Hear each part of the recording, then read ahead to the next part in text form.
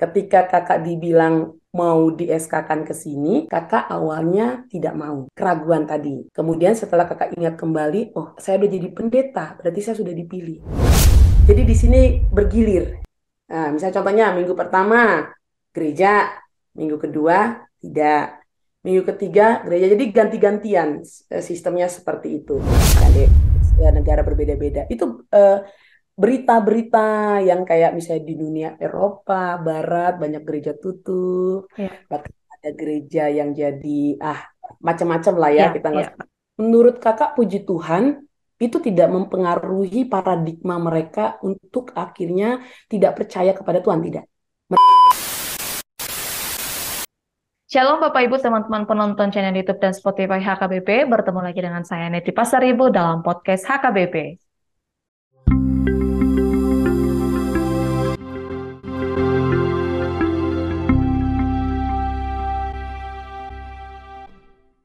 Podcast kita kali ini, kita akan berbincang dengan seorang pendeta perempuan yang melayani jauh ke luar negeri, lebih tepatnya di benua Amerika.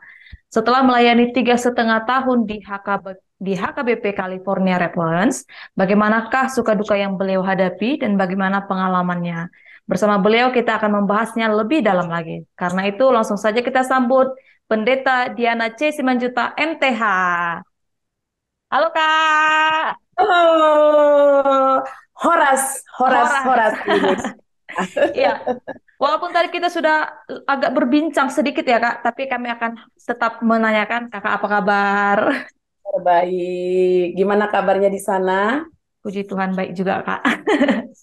Eh, kita akan mulai nih Kak, bincang-bincang kita. Seperti yang kami sampaikan tadi Kak, kami sangat penasaran sebenarnya.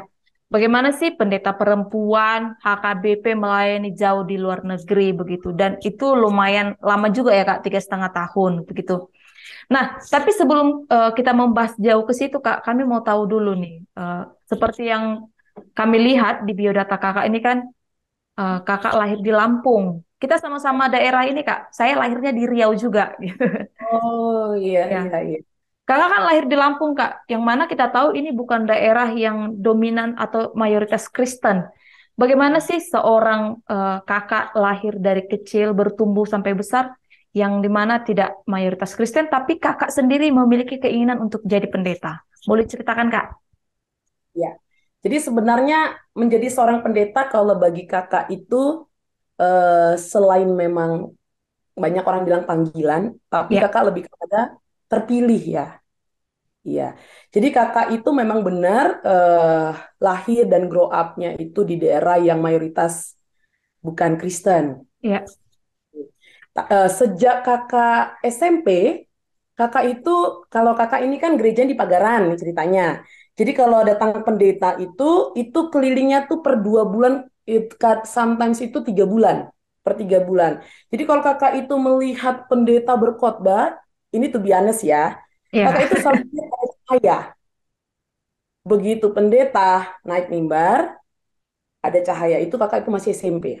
Dulunya kakak cita-citanya bukan jadi pendeta. Waktu masih TK, karena dulu kan kalau TK masih ingat ya ada pawai, kakak pakai baju polwan. Kakak cita-citanya mau jadi polwan.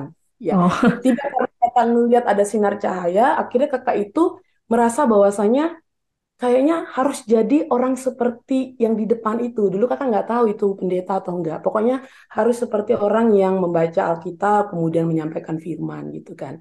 Kemudian kakak sampaikan kepada orang tua.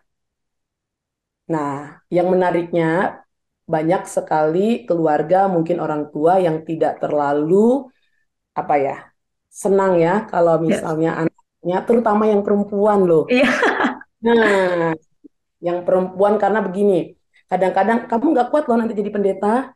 Untuk menjadi pendeta itu harus sabar. Untuk menjadi pendeta itu harus benar-benar kuat. Kalau perempuan itu kan tidak kuat. Nah, jadi masuklah ke dalam sebuah eh, apa istilahnya pemahaman bahwa perempuan itu ternyata lemah, bahwa perempuan itu ternyata tidak bisa terpilih. Nah, ya, dari situ kakak itu semakin semangat gitu loh.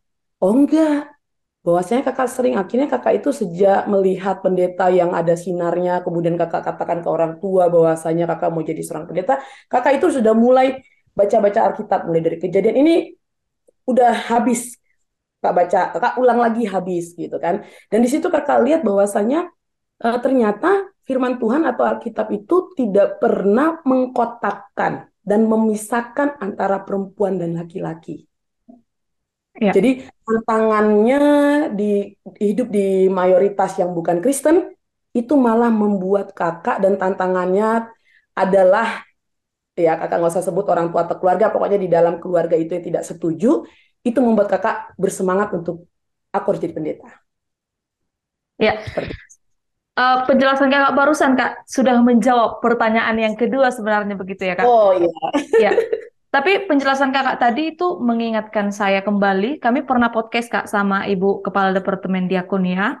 Ibu itu juga menceritakan bagaimana pengalaman ibu itu dulu sebagai calon pendeta, dia juga mengalami penolakan begitu. Kalau boleh cerita nih kak, kalau kita boleh cerita, sebenarnya hal itu juga terjadi sama saya begitu. Jadi sebenarnya tamat SMA saya mengatakan kepada keluarga, aku pengen sekolah pendeta, tapi jawabannya nggak usah lah perempuan, dang suman boru-boru gabe pandita seperti itu. Tapi ada tanggapan-tanggapan seperti itu kak. Nah kemudian kakak membuktikan bahwa perempuan bisa menjadi pendeta.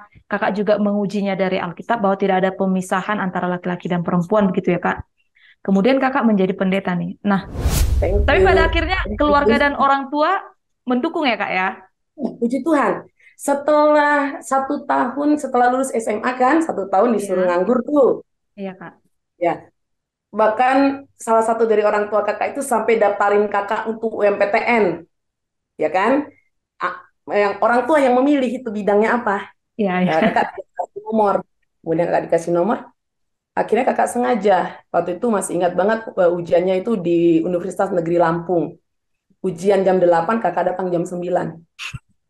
Ya, ya itulah bahwasanya memang kakak mau membuktikan dan menunjukkan bahwasanya menjadi seorang pelayan itu kadang-kadang kakak merasa gini deh, menjadi seorang pendeta itu ada juga orang berkata demikian. Karena nggak bisa di bidang ini jadi masuk ke pendeta. Ya, pilihan terakhir ya kak. Yang terakhir Iya. atau sisa-sisa gitu ya. Dan kakak Mm-mm. buktikan, kakak datang, kakak tidak ujian. Sampai akhirnya orang tua kakak katakan, oke, kamu masuk teologi. Tapi ada pilihannya juga. Teologinya A dan B. Dan kakak akhirnya masuk ke teologi Universitas Kristen Duta Wacana yang ada di Jogja. Kakak Oke. buktikan yang tadinya kakak itu mudah nangis, kakak buktikan kakak nggak mudah nangis lagi. Iya, harus ada pembuktian deh. Jadi Ya, untuk menunjukkan bahwa kita ini memang terpilih dan kita ini bisa istimewa sebagai seorang pendeta, kita harus punya proof. Kita buktikan. Ya, ya. seperti itu. Jadi nggak hanya klaim perempuan bisa, tapi harus ada pembuktian ya kak. Yes, benar. Right. Ya, tadi kita udah bahas Kak bagaimana proses Kakak terpilih menjadi seorang pendeta. Sekarang kita mau bahas tentang pelayanan Kakak di HKBP California Redlands ya Kak. Kita tahu Kak bahwa HKBP ini ada di beberapa negara, misalnya di Malaysia, di Singapura, dan di Amerika begitu Kak. Nah, yang kami ingin tanya Kak, apakah penempatan untuk HKBP California Redlands ini atau HKBP di luar negeri pada umumnya ini sama dengan penempatan pelayan di HKBP yang ada dalam negeri? Apakah ini berbicara tentang SK atau ada kriteria-kriteria khusus yang harus dimiliki? Misalnya pasti berbahasa Inggris, itu kalau itu mungkin pasti ya Kak, atau ada syarat-syarat lainnya Kak? Ya. Jadi yang pertama yang kakak tahu, kalau untuk di Amerika, HKBP California Redland sendiri, karena sebenarnya HKBP California Redland, dan memang kalau kita lihat sejarah HKBP itu kalau di Amerika itu partnershipnya dengan ELCA, Iya, Evangelical Lutheran Church Amerika. Ya, jadi awalnya begini, kalau misalnya mau memanggil pendeta dari asli dari negara kita Indonesia Tiar Raja ya. Jadi jemaat itu istilahnya calling pastor. iya, Jemaat rapat dulu, dia akhirnya menyampaikan ke ILCA. Karena partnership kita, payung kita itu ILCA. iya, iya, Menyampaikan bahwa kita butuh pendeta yang memang langsung dari PR Raja, yang memang dia orang Indonesia, yang bisa bahasa Indonesia, bahasa Batak, Karena mereka rindu bahasa Indonesia, bahasa Batak gitu kan. Kalau misalnya untuk bahasa Inggris kita bisa understand aja gitu loh, dia nggak usah terlalu yang aktif 100 gitu, 100% Ya, kamu harus nggak seperti itu. Nah kemudian ILCA sendiri itu akan calling Via Raja pusat. ya. Setelah ILCA calling pusat, kemudian pusat itu kasih ini nama. Oh, iya, iya. Nah, disampaikan namanya ke ILCA dan ILCA menyampaikan ke jemaat kita di sini. Maksudnya di sini penyampaian nama itu untuk mengurus visa, Dek. Tidak akan pernah mungkin SK bisa berjalan kalau misalnya pemerintah Amerika tidak mengapprove visa. Iya. Jadi itu eh, sejalan ya, Dek ya. Ada SK, ada visa. Kalau ada SK tapi visa nggak kakak kemarin ngurus interview visa nggak lulus, ya berarti SK-nya nggak jalan. Iya. Jadi mulai dari calling pastor dulu ke ILCA, ILCA sebagai partnership atau payung kita di Amerika ini sampaikan ke Pia Raja antara bishop ke Eporus, kemudian Eporus itu menyampaikan nama dengan kategori bahwasanya memang nanti nama ini yang akan diberikan SK. Kemudian diurus-urus-urus. Kalau kemarin kayak kakak kemarin itu kakak ngurus visanya pakai lawyer yang ada di sini dari ILCA dan Gereja KBP California Redland memanggil lawyer untuk ngurus visa kakak. Setelah visa datang, SK langsung jalan. Oh, iya. Ya, jadi itu balance apa ya berjalan saling berjalan. Kalau di Indonesia kan yang kakak tahu kalau SK dari pusat sudah jalan lakukan gitu kan. Iya, iya, Kak. Nah kalau di sini nggak bisa. SK pusat jalan itu dari calling pastor dulu. Jemaat meminta. Kalau jemaat nggak minta nggak bisa. Eh, Berarti ada sedikit perbedaan ya, Kak, Perbedaan. dengan penempatan SK yang ada di Indonesia ya, Kak, ya? Ya, karena kan kalau negara berbeda itu kan yang diperlukan kalau untuk kita kerja itu kan satu deh visa. Iya, iya, Kak. Tapi kalau tentang rentang waktu pelayanan, Kak, sama nggak seperti yang di Indonesia? Misalnya kan itu biasanya satu tempat 5 tahun gitu. Kalau di luar negeri sama juga nggak, Kak? Nah, kalau di luar negeri kembali karena kita itu bisa datang karena visa, Iya. jadi sistem kontraknya itu visa juga. Jadi Oh, kontrak pertama visa itu 2,5 tahun. Itulah satu periode. Nah, kalau misalnya jemaat itu suka sama pendeta, kemudian jemaat itu dan pendeta juga suka. Jadi jadi saling ya deh ya. iya. Misalnya tadi jemaat itu suka kalau kakak bilang kakak nggak mau lagi, ya nggak bisa juga, nggak bisa dipaksakan. Jadi Iya. kalau saat itu udah hampir habis, jemaat sampaikan, Inang Pendeta, kami mau Inang Pendeta 1 tahun periode lagi. Seperti itu contohnya. Oh ya, kalau misalnya Inang bilang enggak, berarti Inang punya kesempatan untuk pulang. Tapi kalau Inang bilang oke, mereka akan informasikan itu ke ILCA. Jadi satu Nah, periodenya itu 2,5 tahun ya, Kak? ya. Oke. Nah, setelah kakak ditempatkan nih kak di sebagai pimpinan jemaat di HKBP California Redlands, bagaimana perasaan kakak awalnya?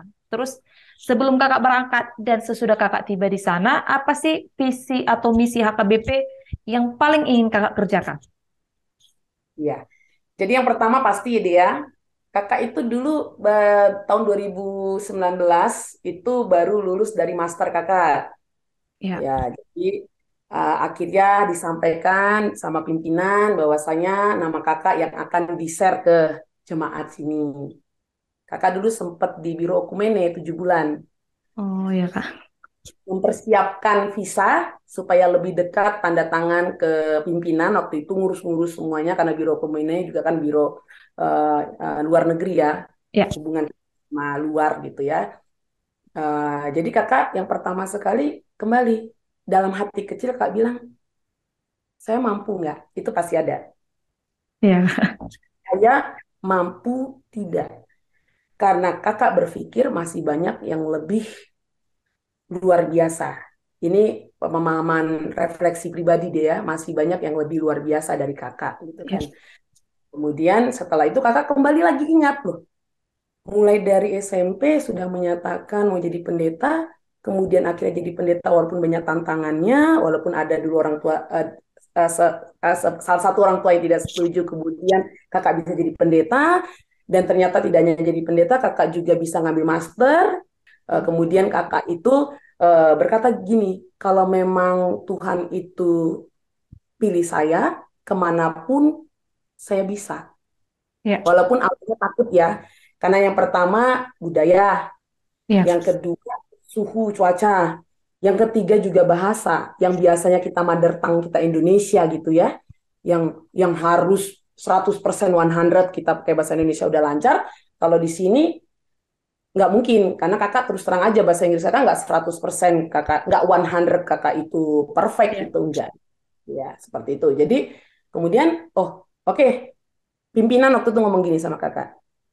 Kalau kamu mau terima tantangan dan kamu mau benar-benar menumbuhkan pelayananmu, kamu terima ini.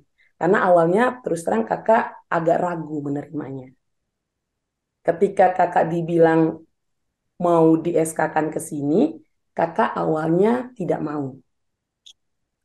Keraguan tadi.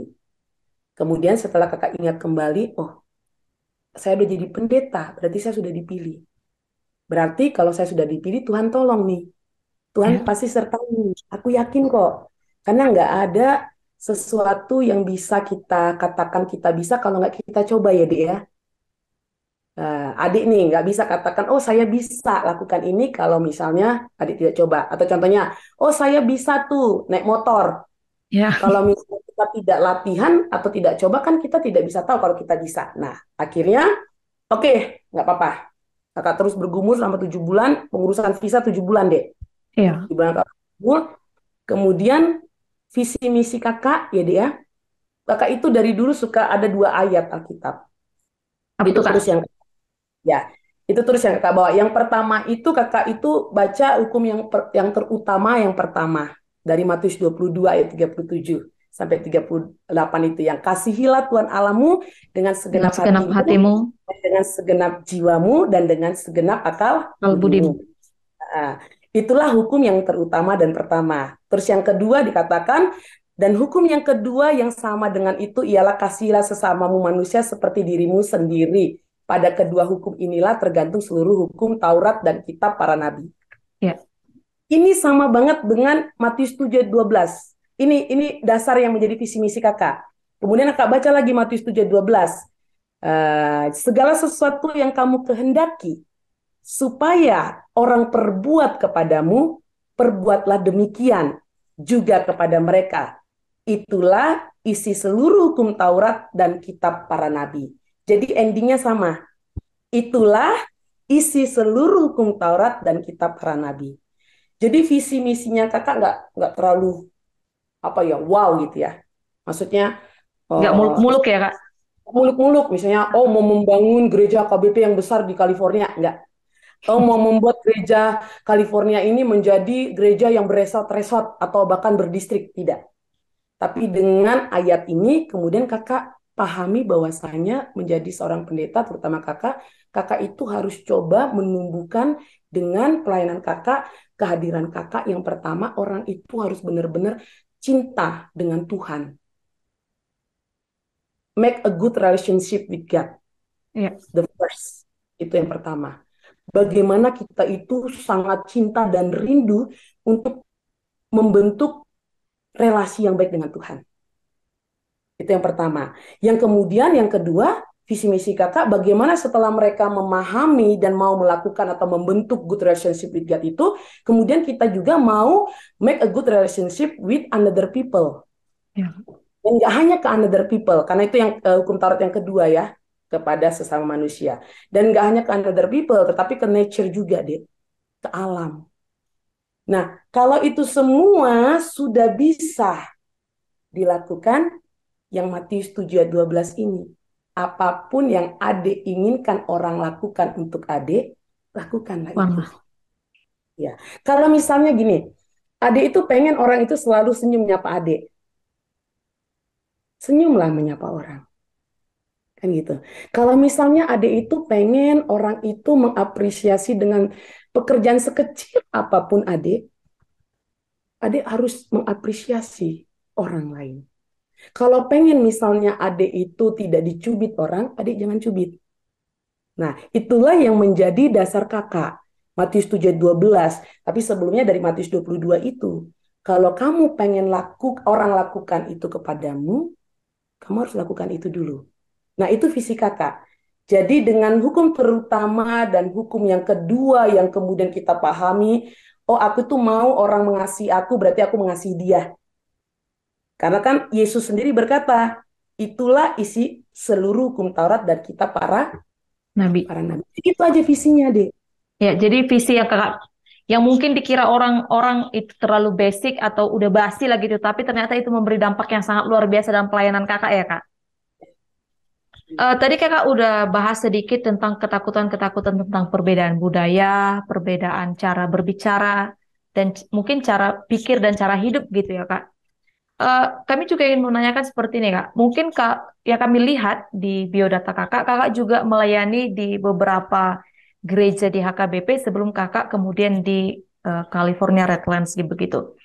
Kalau mungkin kita ditempatkan di Indonesia, kita udah bisa memetakan, mungkin bisa dapat dikatakan memetakan cara berpikir, cara hidup yang mungkin hampir sama dengan orang yang kita layani sebelumnya. Tapi ini kan menurut saya mungkin jemaat yang kakak layani dulunya di HKBP itu agak jauh berbeda dengan yang kakak layani di HKBP California Redlands begitu. Nah, sebagai seorang pendeta menjadi seorang pimpinan jemaat di luar negeri, apa sih culture shock yang kakak alami? Loh, kok kayak gini gitu kak? Ada nggak yang kakak alami gitu kak? Eh, Sebenarnya setiap daerah itu ada perbedaannya itu tergantung kita ya, Dek ya. Iya, Nih, sebagai contohnya, kakak dulu pasti adik berpikir, misalnya berpikir kalau di Amerika itu bakal disiplin waktu, on time, kayak gitu ya. Nah, kalau ketika kakak datang ke sini nih ya, datang ke sini ya, kembali orang merespon disiplin orang lain, tapi sebenarnya kayak pribadi gereja kakak, at least ya lumayan lah untuk disiplin waktu ya. Soal disiplin waktu, ya itu semua tergantung orang. Nah, dan ketika di sini kita harus lihat bahwasanya Amerika ini adalah negara yang memang kerja dan kerja. Ya, otomatis segala sesuatunya itu kalau kita mau benar-benar hidup dengan sejahtera, kita benar-benar harus kerja. Nah, dan itulah yang membuat kadang tantangan di gereja kakak pelayanan akhirnya misalnya begini, kadang-kadang mau jemaat itu silih berganti deh iya. karena kerja dan kerja. Bukan kayak di Indonesia. Kalau di Indonesia kan Sabtu Minggu libur. Kalau di sini tidak. Jadi di sini bergilir. Nah, misalnya contohnya minggu pertama gereja, minggu kedua tidak, minggu ketiga gereja. Jadi ganti-gantian sistemnya seperti itu. Dan yang kedua karena memang pekerjaan itu berganti-gantian, akhirnya tantangannya Inang melihat, kayak kakak melihat itu bahwasanya tuh ternyata besok saya melayani ada ini, besoknya tidak, kan kayak gitu Oh iya kak. kan termasuk tantangan menurut tantangan atau apa ya bisa lah dibilang tantangan ya. Kemudian yang kedua karena ada juga jemaat yang memang jaraknya jauh, rumahnya jaraknya jauh. Jadi kalau di sini hal mungkin yang biasa deh ya, awalnya sedikit jemaat, nanti pas lagi mau khotbah, loh kok rame gitu kan. Sama kayak Karena sama kayak di Indonesia kak. Minggu-minggu biasa sedikit, pas Natal tahun baru, loh kok banyak? ya, kalau itu wajar. Maksudnya ini gini deh, hari Minggu misalnya datang tuh, awalnya misalnya ibadah di sini jam 1 nih. Iya kak. Pas lagi jam 1 tanknya itu yang datang cuma sedikit nih. Nah, kemudian berapa menit kemudian nambah nambah nambah nambah begitu kakak khotbah, loh kok rame? Nah, itu kembali konteksnya. Yang satu Iya, orang itu kerja kadang sampai jam 12 mengejar ibadah iya. atau kadang karena jauh rumah. Jadi banyak aja itulah tantangannya gitu lah. Jadi kakak itu ngelihat, oh jadi hal yang biasa. Awalnya tuh kaget, kok sedikit ya. Padahal kan sebenarnya jemaat kakak di sini lumayan, lumayan ada banyak gitu loh dibandingkan gereja istilahnya ya lumayan lah untuk gereja kakak gitu ya. begitu awalnya kan kita kan kadang-kadang kalau misalnya mau khotbah sedikit itu kayaknya kurang semangat deh ya secara pribadi. Tapi lama-lama begitu naik loh kok rame gitu. Jadi tantangan-tantangannya lebih kepada karena sebenarnya tantangannya yang terlalu wow itu tidak ada. Karena Indonesia juga yang kakak layani. Oh ya, masih WNI ya Kak? Wow gitu enggak gitu. Yang WNI tapi memang yang sudah berpuluh tahun di sini. Iya, iya. Anak-anak youth-nya itu yang sudah lahir di sini sebagian, yang sudah grow up di sini gitu kan. Jadi secara yang terlalu high gitu ya tantangannya ya sama gitu ya. Yang Hampir dilayani sama juga ya Kak? ya sama. Cuman konteksnya tadi konteks kerjaan, Iya. jarak yang jauh kan kayak gitu dan banyak aktivitas-aktivitas lain yang memang tidak seperti di Indonesia. Di Indonesia Sabtu Minggu libur. Nah, sama dengan pelayanan-pelayanan yang lain gitu kan, Dek. Seperti itu.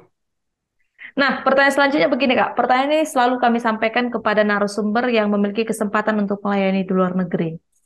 Sebagai pendeta, sebagai eh, warga negara Indonesia yang merantau jauh ke luar negeri, apa suka duka yang Kakak alami ada di California?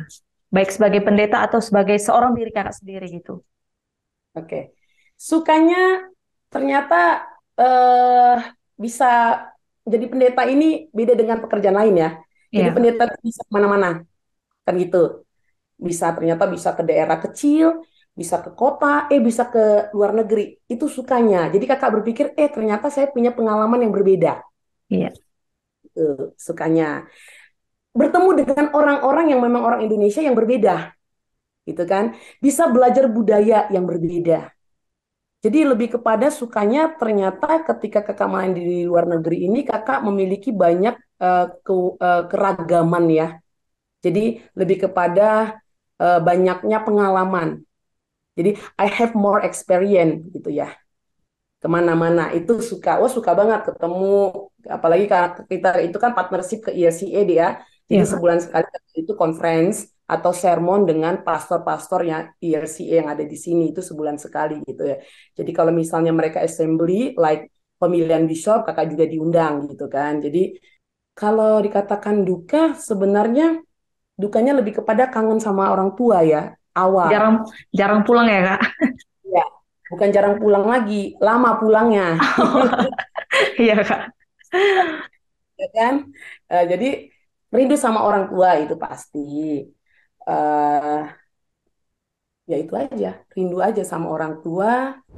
Kita udah berbincang banyak nih, Kak, tentang pelayanan Kakak, bagaimana panggilan Kakak suka duka dan pengalaman-pengalaman yang Kakak alami selama melayani 3,5 tahun di AKBP California Redlands. Mungkin penonton kita jadi bertanya-tanya, ini dari tadi bahas pelayanan mulu, HKBP California Redlands itu bagaimana sih gitu? Boleh Ya, diceritakan nggak Kak, gimana gambaran HKBP California Redlands dan bagaimana jemaatnya? ya. Jadi KPP California Redland itu adalah gereja yang memang bertumbuh sudah 28 tahun berdiri ya. Ya. Berdiri dan bertumbuh 28 tahun yang lalu. Yang kemudian memang kakak juga akhirnya terus tumbuhkan seperti visi misi kakak ini, mereka itu kerja dari Senin sampai Jumat atau kadang Sabtu mereka kerja. Ya. Nah, dengan berharap minggu itu adalah menjadi hari yang bersuka cita.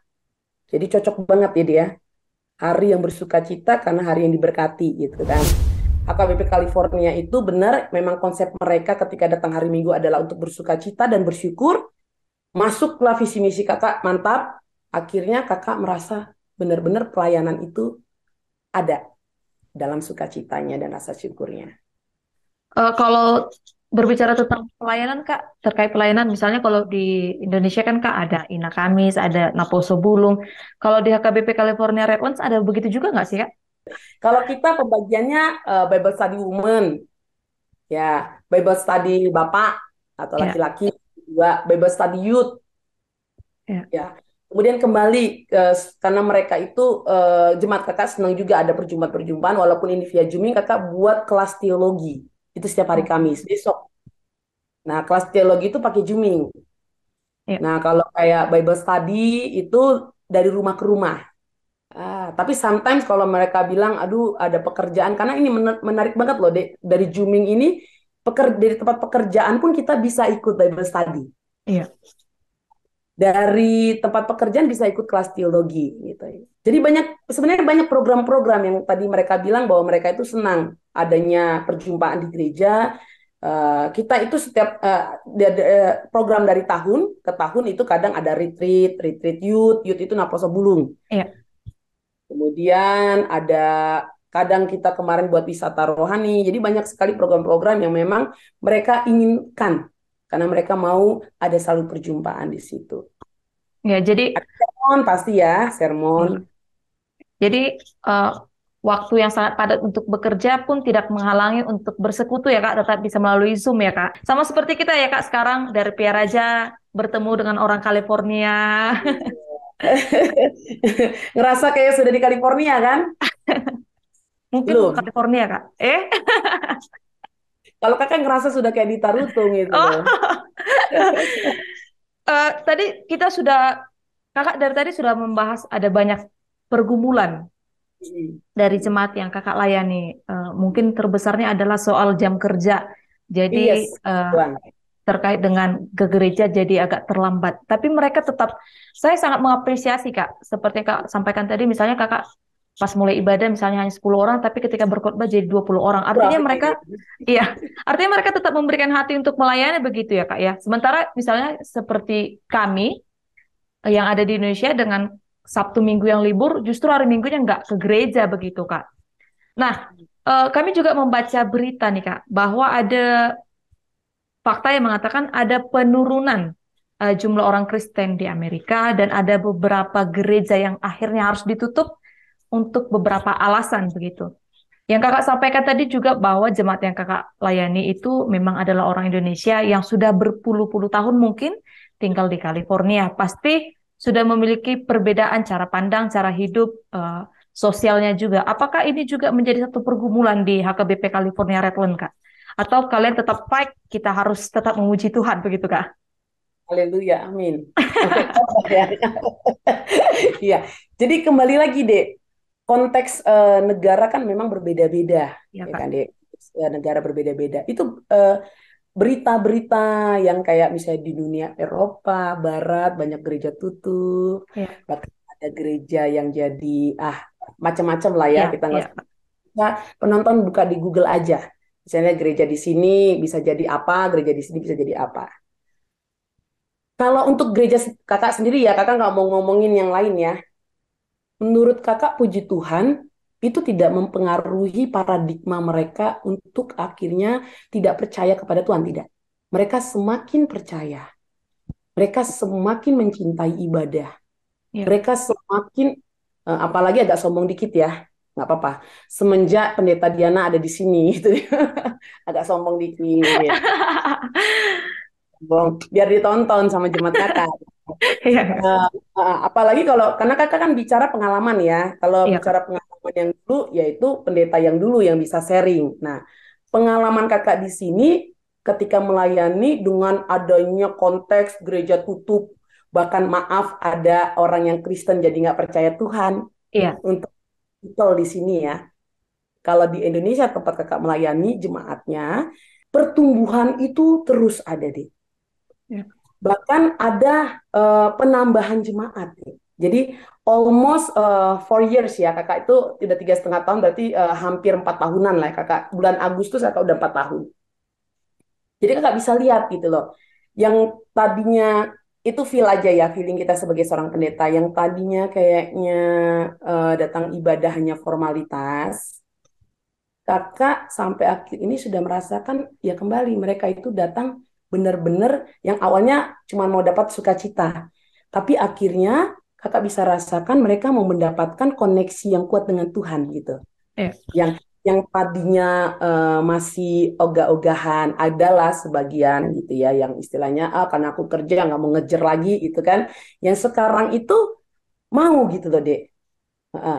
Yang tadinya istilahnya ada di antara mereka yang mengatakan, apalagi ini biasanya di kalangan muda ya, yang mencoba untuk akhirnya paradigmanya yang di sini masuk, tapi akhirnya pelan-pelan itu semua bisa kakak rasakan loh, dia ada benar-benar perubahan bahwasannya kakak yakin mereka itu tidak akan pernah seperti ya yang kakak layani, yang Iya, kakak layan.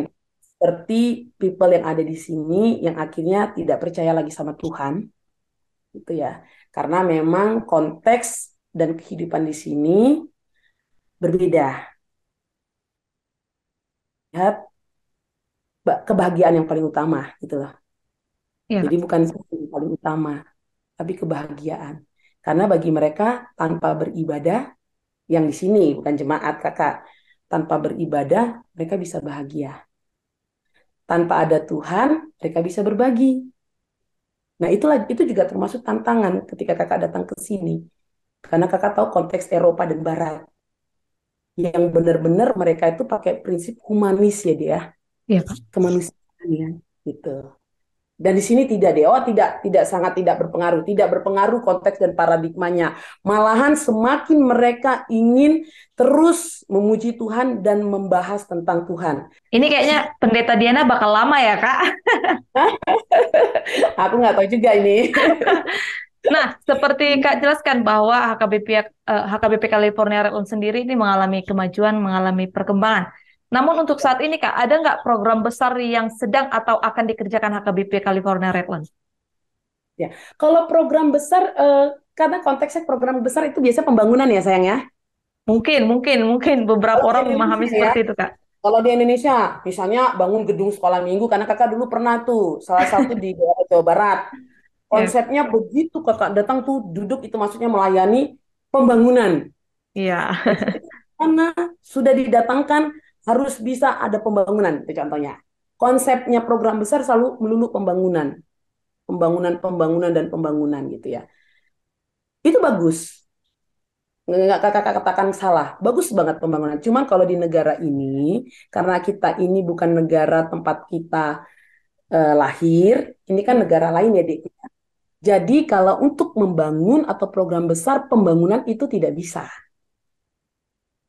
Sulit untuk pembangunan karena kita ini istilahnya eh, menumpang ya, walaupun sudah warga negara sini, iya, karena kita bukan asli gitu loh, Dek.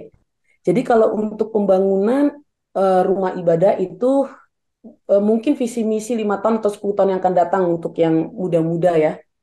Ya, ya kalau yang sekarang ini kembali tadi, Dek, kakak itu lebih banget ingin eh, pertumbuhan spiritualitas dulu, Dek. Karena kakak percaya, kalau sudah spiritualitas itu berjalan, jemaat itu nggak susah kok kasih persembahan. iya, Ya, kita mikirin misalnya, sorry sayang, kalau kita mikirin hanya program pembangunan-pembangunan kayak gitu, dan memang di negara ini susah, Dek, bukan nggak bisa ya, iya. susah pembangunan, ya akhirnya program-program kakak itu kembali bagaimana jemaat itu dengan konteks barat, dengan konteks negara maju, tidak melupakan Tuhan, itu aja. Iya. Ya, Jadi kalau untuk saat ini Kak, peribadahan berlangsung itu udah bangunan sendiri atau kita masih menumpang gitu Kak? itu bangunan yang kita rent, itu bangunannya YCA deh. Jadi kita bayar Oh, per bulan. iya, Iya, iya. ya. It's complicated when kita itu mau punya sendiri gereja di sini. Iya, iya. Expensive biayanya deh. Itu ya beda dengan di Indonesia ya. Di Indonesia beli tanah, kemudian beli tanah bangun, itu beda di sini. Susah Iya. seperti itu. Oke Kak, kita udah berbincang banyak tentang pelayanan Kakak, tentang pergumulan suka dukanya melayani di HKBP California Redlands. Nah, pertanyaan terakhir nih Kak. Sebagai pimpinan jemaat HKBP California Redlands, apa harapan Kakak untuk gereja HKBP California Redlands dan kepada jemaatnya? Boleh sampaikan Kak. Ya, harapan saya untuk para jemaat yang baik-baik nih luar biasa. Yang pastinya yang cantik ya, ya agak sedikit narsisme itu is oke lah untuk kebaikan. Iya, Kak. Ya, harapannya ya tetaplah terus bersemangat untuk menumbuhkan rasa cinta kita kepada Tuhan. Karena ketika kita dapat menumbuhkan rasa cinta kita kepada Tuhan, kita dapat menumbuhkan rasa cinta kita kepada sesama. Dan semuanya itu akan dapat berjalan dengan bagus. Jadi kayak air mengalir gitu loh. Gitu. Jadi kayak air mengalir yang memang akhirnya ada hambatan pun, ada batu-batuan pun tetap mengalir. Ya, itu yang kakak harapkan. Apalagi nih, oh ada satu yang tadi kakak lupa. Kebanggaan kakak di sini, orang Batak di sini itu meminta kakak sebulan sekali itu beribadah pakai bahasa Batak. Ya. Itu itu yang harus dicatat ya. Ini buat para orang-orang Batak yang ada di Indonesia yang cenderung dulu saya pernah melayani di Indonesia itu kayak rasanya malu pakai bahasa Batak ya. Saya mau bilang yang sudah lahir dan grow up di sini itu bahkan cinta dan pengen belajar bahasa Batak, bahkan berlomba untuk bernyanyi bahasa Batak, ya gitu. Jadi ini juga memberikan motivasi kepada kita orang Batak dimanapun berada, ayo banggalah dengan bahasa Batak. Ya, seperti itu. Sama dengan halnya orang-orang yang di Amerika ini bangga dengan bahasa Batak, bangga sebagai orang Batak, apalagi orang Batak itu terkenal sangat ini ya, kuat ya. Ya, semangat. Tapi jangan kuat marbadah. Waduh, Itu bisa diedit ya. ini jangan diedit ya bagian ini. Jadi semangatnya dan kuatnya itu jangan kuat marbadah. Tapi Ya. semangat dan kuatnya itu terus menumbuhkan yang baik. Ingat, apapun yang mau kau terima dengan dari orang, perbuatlah dulu seperti engkau inginkan. Seperti itu. Iya, terima kasih Kak. Kita untuk waktu yang sudah Kakak sediakan Ya. berbincang-bincang dengan podcast HKBP. Kami Hmm. doakan Kakak tetap sehat di California. Salam untuk seluruh jemaat dan para haladu di sana. Semakin maju, semakin bertumbuh dan 5 atau 10 tahun lagi mudah-mudahan kita punya gedung gereja sendiri ya Kak ya. Amin. Ya. Oke Kakak, terima kasih. Salam Ya. semua jemaat dan para haladu Ya. California Redland ya Kak. Horas ya. Horas. Horas. Terima kasih Bapak Ibu penonton YouTube dan Spotify HKBP sudah bersama kami dalam podcast episode kali ini. Kita masih akan bertemu dalam episode selanjutnya bersama narasumber dan pembahasan menarik lainnya tentu. Sampai bertemu di minggu depan. Shalom, Tuhan Yesus memberkati. Shalom. Horas. Ora.